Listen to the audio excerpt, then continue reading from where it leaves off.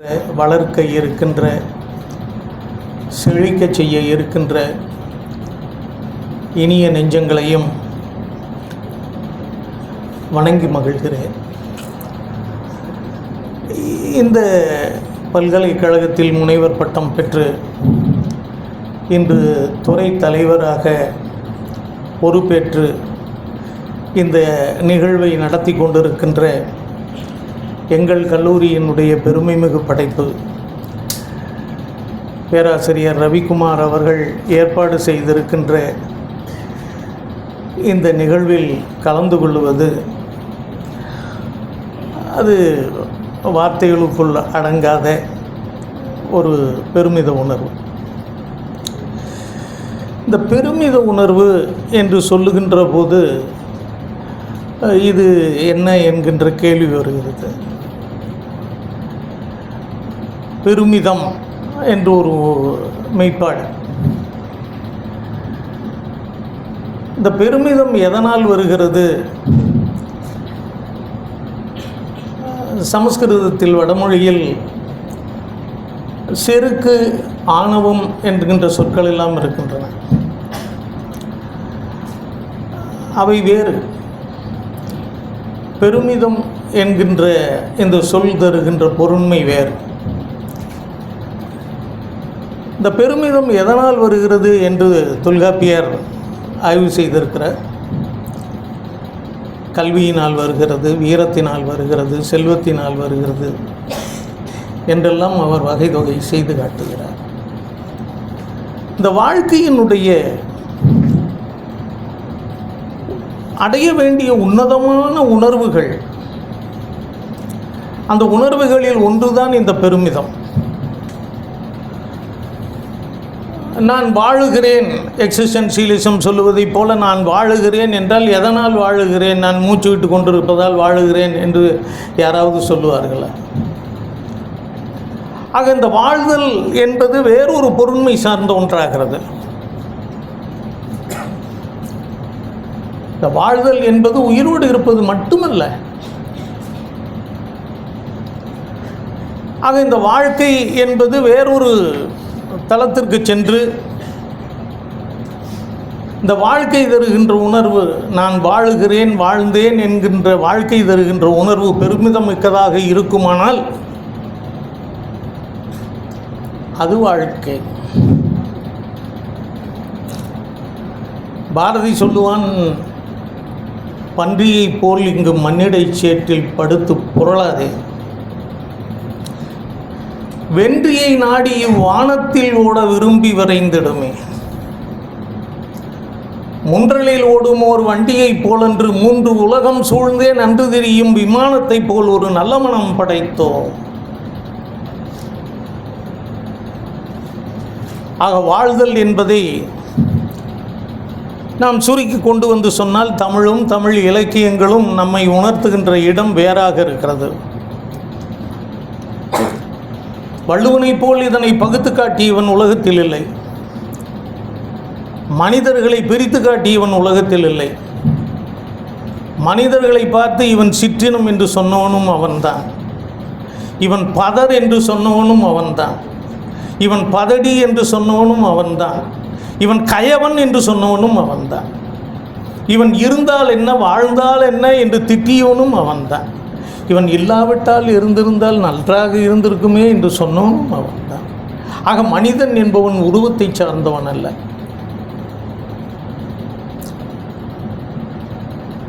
ஆக இந்த மனிதன் என்பது என்ன என்பதனைத்தான் நாம் சிந்தித்து புரிந்து கொள்ள வேண்டியவர்களாக இருக்கிறோம்.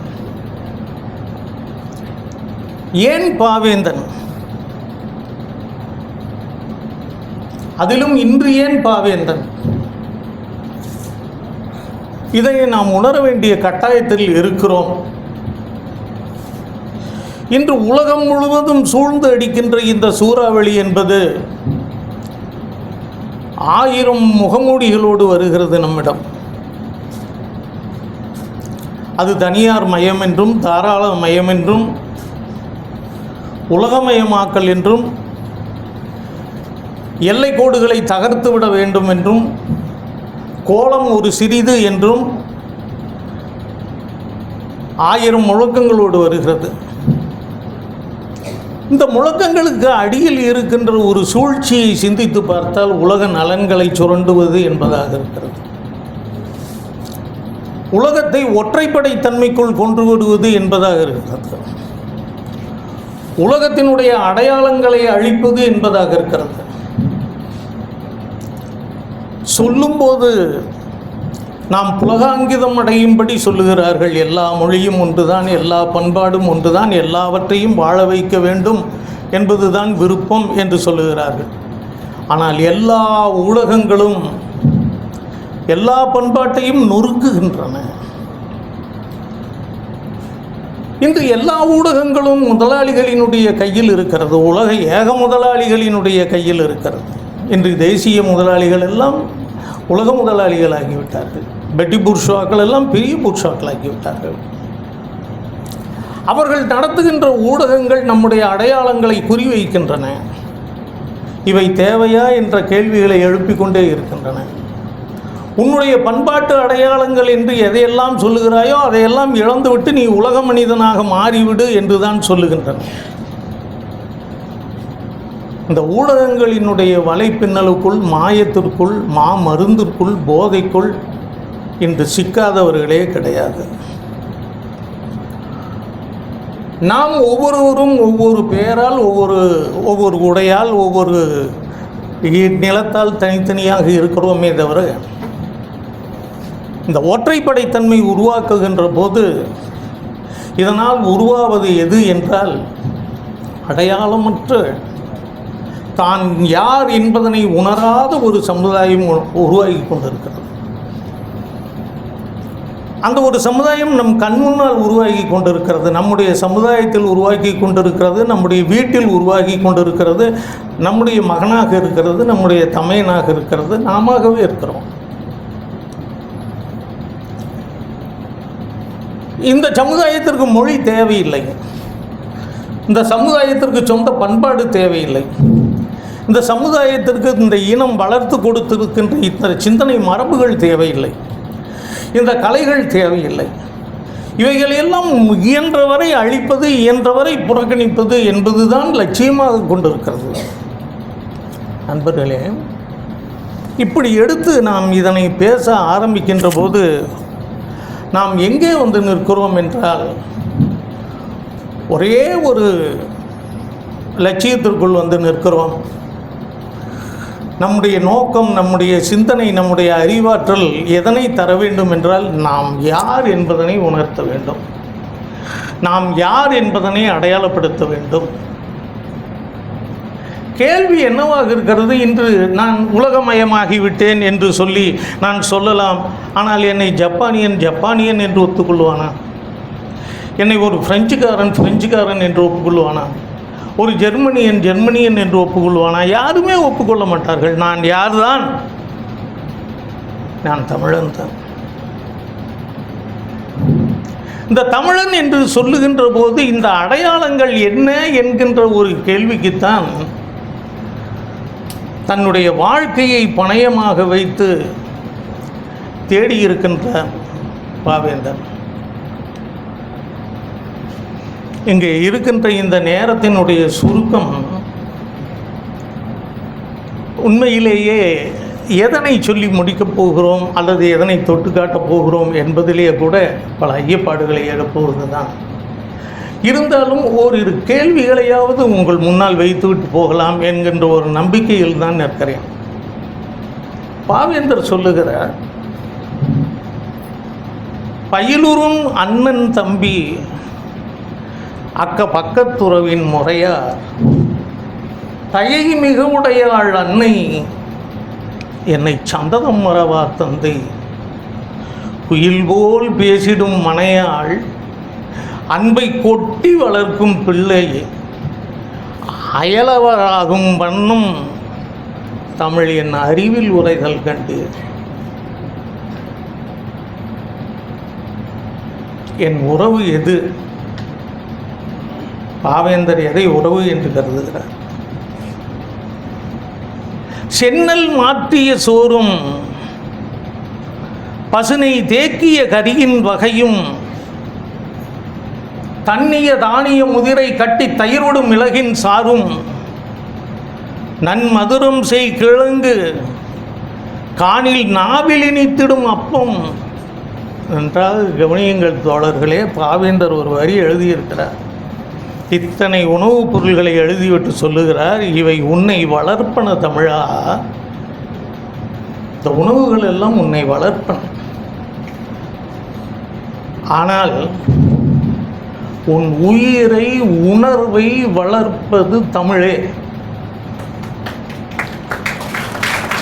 இல்லை, இந்த இடத்துல தான் புரியலன்னு ஒரு கேள்வி வச்சுட்டு போகலாம்னு நினைக்கிறேன். உணர்வை வளர்ப்பது கொஞ்சம் புரியுது, இது என்ன உயிரை வளர்க்கிறது? நீங்கள் யாராச்சும் சொல்கிறதுன்னா கூட சொல்லலாம். பாவேந்தர் 2 சொல்கிறார், தமிழ் என்ன செய்கிறது அப்படின்ட்டு. உன் உயிரை வளர்க்கிறதுங்கிறார், உன் உணர்வை வளர்க்கிறதுங்கிறார். அது என்னது? உயிரை எப்படி வளர்க்க முடியும்? உயிர் வளருமா?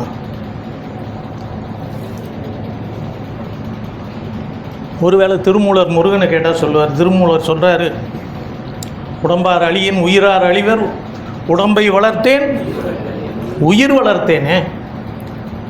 உயிர் எப்படி வளர்க்க முடியும்? உயிருக்கு சில இயல்புகள் இருக்கும் போலும். பாரதி சொல்றார், நித்தம் நவமென சுடர்தரும் உயிர் கேட்டேன். நித்தம் நவமென நவம் புதுசு புதுசா சுடர்தரும் உயிர், என் உயிர் சுடர் விடுக.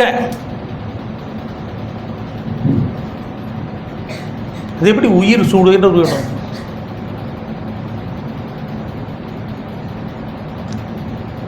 பாவேந்தர் சொல்றார். இந்த உயிர் அப்படிங்கிற கான்செப்டை பற்றி நமக்கு ஒவ்வொரு சமயங்களும் ஒவ்வொரு வகையாக விளக்கம் தந்திருக்கின்றன. அறிவியல் ஒரு பக்கம் விளக்கம் தந்திருக்கிறது. இது என்ன என்பது புரியாத புதிர். நாம் சுருக்கமாக ஒன்றை புரிந்து கொள்வோம்.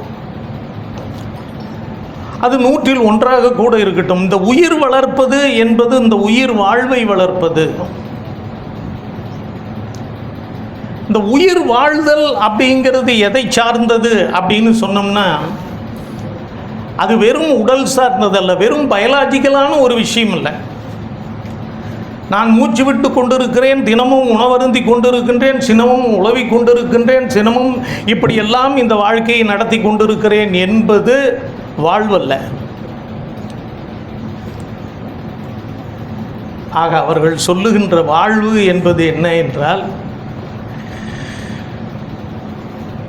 நீ யார் என்பதனை அறிந்த சிந்தனையோடு கூடிய இந்த வாழ்க்கை, அந்த சிந்தனை விடுதலையடைந்த ஒரு வாழ்க்கை, விடுதலையடைந்த சிந்தனை. பாரதியினுடைய அத்தனை இடங்களிலும் துணிக்கின்ற ஒரே ஒரு குரல் இதுதான், இந்த விடுதலை. இந்த விடுதலை என்னவாக இருக்கிறது என்று சொன்னால், என்று இந்த மண் என்னுடையதாக இருக்கிறதோ, என்று எந்த இயற்கை என்னுடையதாக இருக்கிறதோ, என்று இந்த மக்கள் தொகுதி என்னுடையதாக இருக்கிறதோ, என்று இந்த பண்பாடு என்னுடையதாக இருக்கிறதோ, என்று இந்த சிந்தனைகள் என்னுடையவைகளாக இருக்கின்றனவோ, நான் எப்படி இதற்குள் இயங்குகின்றேனோ அப்பொழுது என்னை உணர்கிறேன். நான் அந்த உணர்ச்சியோடு வாழுவதுதான் வாழ்க்கை. இந்த உணர்ச்சியை எது தருகிறது? நாம் தமிழ் தருகிறது என்று சொல்லுகிறோம். தாய்மொழி என்று விரிவுபடுத்தி சொல்லிக்கொள்ளலாம், அதுதான் சரி. பாரதிதாசன் தமிழுக்குமாக மாத்திரம் பாடிய கவிஞன் என்ன இல்லையே. தமிழ் என்ன செய்கிறது? பாவேந்தர் சொல்லுகிறார், இந்த தமிழை நீ போற்ற வேண்டும். என்ன, எப்படி போற்றணும்? நீ முதல்ல அதை உணரணும். பாவேந்தர் உணர்ந்தார், தான் யார்னு உணர்ந்தார். நல்லுயிர், உடம்பு, செந்தமிழ், மூன்றும் நான் நான் நான். இந்த உயிர், இந்த உடல், இந்த 2 மாத்திரம் நான் இல்லை, இந்த மொழியும் நான். இந்த மொழி என்பது வெறும் பேசப்படுகின்ற ஒன்று மாத்திரமா, கருத்து பரிமாற்றத்திற்குரிய சாதனம் மாத்திரம் ஒன்றா? பாவேந்தர் இதனை மறுதளிக்கிறார். இத்தனை உணர்வுகளையும் வளர்ப்பது எதுவோ அதுதான் என்னுடைய மொழி. பாவேந்தர் சொல்லுகிறார், தமிழ் எங்கள் பிறவிக்கு தாய். அது என்னுடைய தாயாகிறது, என்னுடைய பிறவிக்கு தாயாகிறது. எனக்கு இன்னொரு அம்மா இருக்கிறா, அந்த அம்மா பயாலஜிக்கலான அம்மா, என்னுடைய உடம்பை பெத்தெடுத்த அம்மா. ஆனால் அந்த தமிழ் ஒரு தாய் இருக்கிறாள், அது என்னுடைய பிறவிக்கு தாய். நான் தமிழனாக பிறந்தேன். தோன்றி புகழோடு தோன்றுக என்றால் வாழ்க்கையில் எத்தனையோ முறை தோன்றுகிறோம் என்றுதான் பொருள். நான் தமிழனாக தோன்றுகிறேன், தமிழனாக வாழுகிறேன் என்றால் அதற்கு காரணம் இந்த மொழிதான். இந்த மொழி என்ன தருகிறது? உனக்கு இந்த உலகத்தில் உரிமையை தருகிறது. பாவேந்தர் இதையும் சொல்லுகிறார், தமிழ் எங்கள் உரிமை செம்பயிருக்கு வேர். நான் உரிமையோடு வாழுகிறேன் என்றால் இந்த உரிமைதான் விடுதலையை தருகிறது. இத்தனையோடும் ஐக்கியப்பட்ட ஒரு வாழ்க்கை, இத்தனையோடும் சேர்ந்து கொண்ட ஒரு வாழ்க்கை, 2000 ஆண்டுகால பாரம்பரியத்தோடு, மரபுகளோடு, வரலாற்றோடு, பண்பாடுகளோடு நான் என்னை இணைத்து கொண்டு வாழுகிறேன் என்ற அல்லவா? நான் தொல்காப்பியனுடைய பேரன் அல்லவா? நான் வள்ளுவனுடைய வழித்தோன்றல் அல்லவா? இந்த உணர்வோடு வாழுகின்ற ஒரு வாழ்க்கை தான் வாழ்க்கை என்பது பாவேந்தருடைய கொள்கை. பாவேந்தர் அதனைத்தான் சொல்லுகிறார், இந்த வாழ்க்கையை தமிழ்தான் செம்மைப்படுத்தி கொள்கிறது. வாழ்வினில் செம்மையை செய்பவள் நீயே. இந்த ஒரு வரிக்கு அர்த்தம் தெரிஞ்சா போதும் நமக்கு. வாழ்வினில் செம்மையை செய்பவள் நீ, மாண்புகள் நீ, என்னுடைய மாண்பல்லவா நீ. பாவேந்தர் வெறும் உணர்ச்சி கவிஞர் அல்ல, பாவேந்தர் ஆழத்திலும் ஆழமானவர். அதனை நாம் உணர வேண்டும். அதனால்தான் இந்த மொழிக்கு எந்த ஒரு இடையூறு வந்தபோதும் பச்சை ரத்தம் பரிமாறிடுவோம் என்கின்ற அளவிற்கு போர்க்கோளம் பூண்டு நின்றவர். தமிழுக்கு இடையூறு என்பது 2000 ஆண்டு காலமாக தொடருகின்ற ஒரு மரபு. இதனை உணர வேண்டும். தமிழுக்கு மாத்திரமில்லை, இன்னைக்கு இருக்கிற சின்ன மொழிகள் எல்லாத்துக்கும் இந்த பிரச்சனை வந்துருச்சு. அதனால தான் பாவேந்தர் போர்க்கோளம் பூண்டு சொல்லுகிறார், இந்த மொழியை அழிப்பதற்கு வருகின்ற எந்த ஒரு தடையாக இருந்தாலும் அதனை எதிர்ப்பது என்னுடைய முதல் வேலை. கரும்பு தந்த தீஞ்சாரே, கனிதந்த நறுஞ்சுளையே, கவின் செய் முல்லை அரும்பு தந்த வெண்ணகையே, அணிதந்த செந்தமிழே, அன்பே, கட்டி இரும்பு தந்த நெஞ்சுடையார் துறைதோறும் நின்று எழிலை துளிர்க்கா வண்ணம் வரும்புதுமை நினைக்கையிலே நெஞ்சு வதைக்கும், சொல்வதெனில் வாய் வதைக்கும். எடுத்து மகள் இளங்குழந்தாய், இசைத்து மகள் நல்யாழே, இங்குள்ளோர் வாய் மடுத்து மகள் நருந்தேனே, வரைந்து மகள் ஓவியமே, அன்பே, வன்பு தொடுத்து மகள் நெஞ்சுடையார் துறைதோறும் நின்னெழிலை துளிர்க்கா வண்ணம் தடுத்து வரல் நினைக்கையிலே நெஞ்சு வதைக்கும், சொல்வதெனில் வாய் வதைக்கும். இந்த மொழிக்கு வருகின்ற எதிர்ப்புகள் எந்தெந்த பக்கம் வருகிறது? உள்ளிருந்தும் வருகிறது, வெளியிருந்தும் வருகிறது. எத்தனையோ வகையாக இன்று இந்த மொழி தன்னுடைய அடையாளங்களை இழந்து கொண்டிருக்கிறது, தன்னுடைய உரிமைகளை இழந்து கொண்டிருக்கிறது. இது தொடர்பு மொழியாக இல்லை, கல்வி மொழியாக இல்லை, ஆட்சி மொழியாக இல்லை, இனி வீட்டு மொழியாகவும் இல்லாமல் போய்விடுகின்ற காலம் வெகு தூரத்தில் இல்லை. தமிழர்கள் விழித்தெழ வேண்டும். அதனைத்தான் பாவேந்தர் சொல்லுகிறார். அழகின் சிரிப்பை பற்றி பேசணும்னு தான் முதல்ல நினைச்சோம்.